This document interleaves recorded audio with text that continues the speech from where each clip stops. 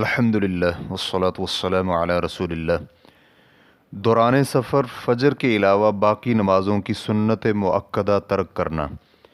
سوال کیا گیا ہے، مجھے علم ہے کہ دوران سفر نماز قصر کرنا افضل ہے، لیکن کیا ہم سنتیں ادا کریں گے یا نہیں؟ میرے علم کے مطابق میں تو سنتیں ادا کرتا ہوں کیونکہ مجھے اس میں کوئی حدیث نہیں ملی۔ الجواب بعون الوہاب۔ سفر میں نبی علیہ الصلوۃ والسلام کا طریقہ یہ تھا کہ آپ فرائض پر ہی اکتفا کیا کرتے تھے، اور یہ ثابت نہیں کہ دوران سفر نبی علیہ الصلوۃ والسلام فرائض سے قبل یا بعد میں سنتیں ادا کرتے ہوں۔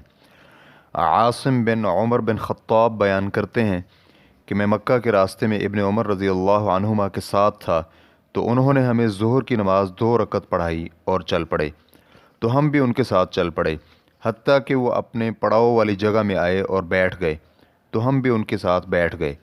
ان کی نظر وہاں پڑی جس جگہ انہوں نے نماز پڑھائی تھی، تو کچھ لوگوں کو وہاں کھڑے ہوئے دیکھا تو فرمانے لگے، یہ لوگ کیا کر رہے ہیں؟ تو میں نے عرض کیا، تسبیح کر رہے ہیں، یعنی نفل نماز ادا کر رہے ہیں۔ تو ابن عمر رضی اللہ عنہما فرمانے لگے، اگر میں تسبیح کرنے والا ہوتا، یعنی فرضی نماز کے بعد نفلی نماز ادا کرنے والا ہوتا، تو میں اپنی نماز مکمل پڑھ لیتا۔ میرے بھتیجے، میں نے رسول اللہ صلی اللہ علیہ وآلہ وسلم کی صحبت میں کئی ایک سفر کیے، تو انہوں نے 2 رکعت سے زیادہ ادا نہیں کی، حتیٰ کہ انہیں اللہ رب العزت نے فوت کر دیا۔ اور میں نے ابو بکر رضی اللہ عنہ کی صحبت بھی اختیار کی، تو انہوں نے بھی فوت ہونے تک 2 رکعت سے زیادہ ادا نہیں کی۔ اور میں نے عمر رضی اللہ عنہ کی صحبت میں بھی سفر کیے، انہوں نے بھی 2 رکعت سے زیادہ ادا نہیں کی، حتیٰ کہ اللہ رب العزت نے انہیں فوت کر دیا۔ پھر میں نے عثمان رضی اللہ عنہ کے بھی ساتھ رہا، انہوں نے بھی 2 رکعت سے زیادہ ادا نہ کی، حتیٰ کہ اللہ رب العزت نے انہیں فوت کر دیا۔ اور پھر اللہ سبحانہ و تعالیٰ کا فرمان ہے، یقیناً تمہارے لیے رسول اللہ صلی اللہ علیہ وآلہ وسلم کی شکل میں بہترین نمونہ ہے۔ ابن قیم رحمہ اللہ فرماتے ہیں، اور یہ یعنی ابن عمر رضی اللہ عنہما کی فقہ میں سے ہے کہ اللہ تعالیٰ نے مسافر کے لیے تخفیف کرتے ہوئے 4 رکعت والی نماز میں نصف کو ختم کر دیا، اور اگر اس کے لیے نماز سے قبل اور بعد میں 2 رکعت ادا کرنا مشروع ہوتی تو نماز مکمل کرنا زیادہ اولا اور بہتر ہوتا۔ ریفرنس کے لیے دیکھیے زاد المعاد جلد نمبر 1 صفحہ نمبر 316۔ اور اسی طرح سنن مؤکدہ ادا نہ کرنے کی مشروعیت پر یہ احادیث دلالت کرتی ہیں۔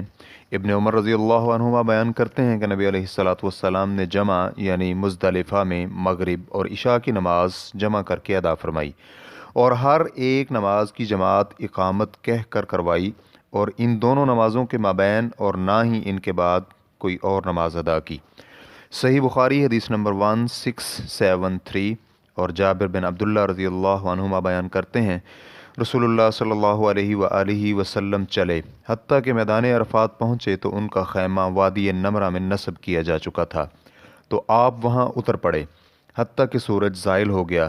رسول اللہ صلی اللہ علیہ وآلہ وسلم نے اپنی اونٹنی قصواء کو چلنے کا حکم دیا، حتیٰ کہ جب وادی میں پہنچے تو وہاں لوگوں کو خطاب کیا، اور پھر بلال رضی اللہ عنہ نے اذان کہی اور پھر اقامت، تو رسول اللہ صلی اللہ علیہ وآلہ وسلم نے ظہر کی نماز پڑھائی اور پھر عصر، اور ان دونوں نمازوں کے مابین کوئی نماز ادا نہیں کی۔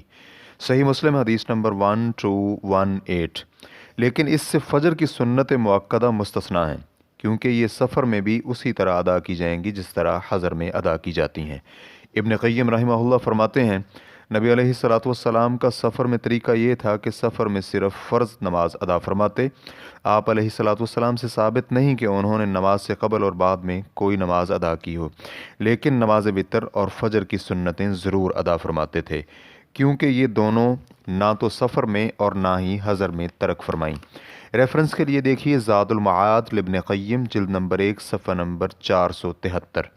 اور ایک مقام پر ابن قیم رحمہ اللہ فرماتے ہیں، نبی علیہ الصلوۃ والسلام نوافل میں سے سب سے زیادہ فجر کی سنتوں کی حفاظت اور خیال کرتے تھے، اسی لیے نبی علیہ الصلوۃ والسلام نے وتر اور فجر کی سنتیں کبھی ترک نہ کیں، نہ تو سفر میں اور نہ ہی حضر میں۔ دوسری سنتوں کے مقابلے میں نماز وتر اور فجر کی سنتیں سفر اور حضر میں بھی ادا فرماتے تھے، لیکن باقی سنتوں کے متعلق یہ منقول نہیں کہ نبی علیہ الصلوۃ والسلام نے سفر میں ادا کی ہوں۔ ریفرنس کے لیے دیکھیے زاد المعاد لابن قیم رحمہ اللہ جلد نمبر 1 صفحہ نمبر 315۔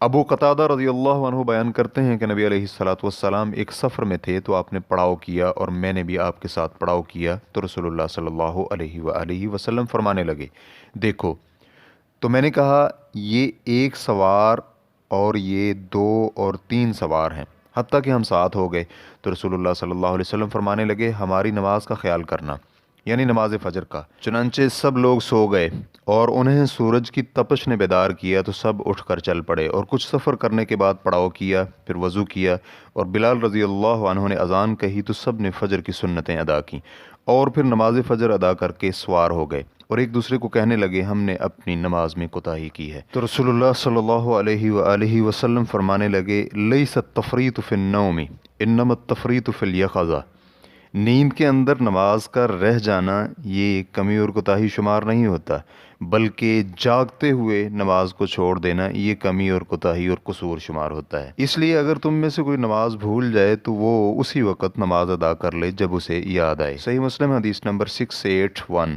اور مسلم میں ہی کتاب صلاۃ المسافرین میں مذکور ہے، سیدہ عائشہ رضی اللہ عنہ بیان کرتی ہیں کہ نبی علیہ الصلوۃ والسلام صبح کی 2 رکعتوں کا جتنا خیال رکھتے اتنا کسی بھی نفلی نماز کا خیال نہیں رکھتے تھے۔ صحیح مسلم حدیث نمبر 724۔ اور اسی طرح مسافر کے لیے نماز وتر کی ادائیگی بھی مشروع ہے، اور اسی طرح قیام اللیل اور چاشت کی نماز اور ہر سبب والی نماز، مثلا تحیۃ الوضو اور توبہ کی نماز اور تحیۃ المسجد، طواف کی رکعات وغیرہ ادا کرنا بھی مشروع ہے، اور اسی طرح مطلقاً نوافل کی ادائیگی بھی ممنوع نہیں۔ اس کی دلیل کے لیے احادیث سماعت کیجیے۔ نمبر 1، ابو ہریرہ رضی اللہ عنہ بیان کرتے ہیں، میرے خلیل محمد صلی اللہ علیہ وآلہ وسلم نے مجھے 3 اشیاء کی نصیحت فرمائی کہ میں انہیں نہ تو سفر میں ترک کروں اور نہ ہی حضر میں: چاشت کی 2 رکعت، اور مہینے میں 3 یوم کے روزے رکھنا، اور وتر ادا کر کے سونا۔ ریفرنس کے لیے دیکھیے سنن ابی داؤد حدیث نمبر 1269۔ نمبر 2، ابن عمر رضی اللہ عنہ بیان کرتے ہیں کہ نبی علیہ الصلوۃ والسلام سفر میں رات کی نماز اپنی سواری پر ہی ادا کرتے، چاہے سواری جس طرف بھی متوجہ ہوتی، لیکن فرضی نماز نہیں، اور نماز میں اشارہ کرتے، اور وتر بھی سواری پر ہی ادا فرماتے۔ صحیح بخاری حدیث نمبر 1000۔ اور ایک روایت میں ہے کہ نبی علیہ الصلوۃ والسلام اپنی سواری پر ہی تسبیح کرتے، سواری جس طرف بھی متوجہ ہوتی، اور وتر بھی سواری پر ہی ادا کرتے، لیکن فرضی نماز سواری پر ادا نہیں فرماتے تھے۔ تسبیح سے مراد نفل نماز ہے۔ صحیح بخاری حدیث نمبر 1098۔ نمبر 3، جابر بن عبداللہ رضی اللہ عنہما بیان کرتے ہیں، سواری جس طرف بھی متوجہ ہوتی تو نبی علیہ الصلوۃ والسلام سواری پر ہی نماز ادا کرتے، اور جب فرضی نماز ادا کرنا ہوتی تو سواری سے اتر کر قبلہ رخ ہو جاتے۔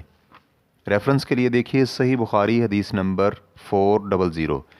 نمبر 4، عمر بن عبداللہ کے غلام ابو نضر بیان کرتے ہیں کہ ام ہانی بنت ابی طالب کے غلام ابو مرہ نے انہیں بتایا کہ انہوں نے ام ہانی سے سنا، وہ کہہ رہی تھیں کہ میں فتح مکہ کے سال نبی علیہ الصلوۃ والسلام کے پاس گئی تو وہ غسل کر رہے تھے، اور ان کی بیٹی فاطمہ رضی اللہ عنہا نے پردہ کیا ہوا تھا۔ وہ کہتی ہیں میں نے انہیں سلام کیا تو وہ کہنے لگے یہ کون ہے؟ تو میں نے کہا میں ام ہانی بنت ابی طالب ہوں، تو رسول اللہ صلی اللہ علیہ وآلہ وسلم فرمانے لگے ام ہانی خوش آمدید۔ جب غسل سے فارغ ہوئے تو اٹھ کر ایک ہی کپڑے میں لپٹے ہوئے 8 رکعات ادا فرمائیں، اور جب نماز سے فارغ ہوئے تو میں نے کہا اے اللہ کے رسول صلی اللہ علیہ وآلہ وسلم، میرے ماں جائے بھائی کا خیال ہے کہ وہ اس شخص کو قتل کر دے گا جسے میں نے پناہ دے رکھی ہے، تو رسول اللہ صلی اللہ علیہ وآلہ وسلم نے فرمایا اے ام ہانی، جسے تو نے پناہ دی ہم نے بھی اسے پناہ دی، اور یہ وقت چاشت کا وقت تھا۔ صحیح بخاری حدیث نمبر 357۔ مسافر کے لیے سنن مؤکدہ ترک کرنے کی مشروعیت اور صرف نماز فجر کی 2 سنتوں پر ہی اکتفا بیان کرنے کا مقصد ہے۔ اسی طرح مسافر کے لیے مشروع ہے کہ وہ نماز وتر اور چاشت کی نماز اور سببی نماز کا بھی خیال رکھے اور اسے ادا کرے۔ اس سے یہ معلوم ہوتا ہے کہ بعض لوگوں کی زبانوں سے جو یہ نکلتا ہے کہ سفر میں سنتیں ادا نہ کرنا سنت ہے، یہ غلط اور فی نفسی ہی نبی علیہ الصلوۃ والسلام کی صحیح سنت کے خلاف ہے، بلکہ صحیح یہ ہے کہ یہ تو نماز ظہر، مغرب اور عشاء سے پہلے اور بعد والی سنت مؤکدہ کے ساتھ مقید ہے۔ واللہ تعالی اعلم۔ اسلام کیو اے ریکارڈنگز مؤسسۃ الشیخ محمد صالح المنجد، المملکۃ العربیۃ السعودیہ، فتویٰ نمبر 21467۔ والسلام علیکم ورحمۃ اللہ وبرکاتہ۔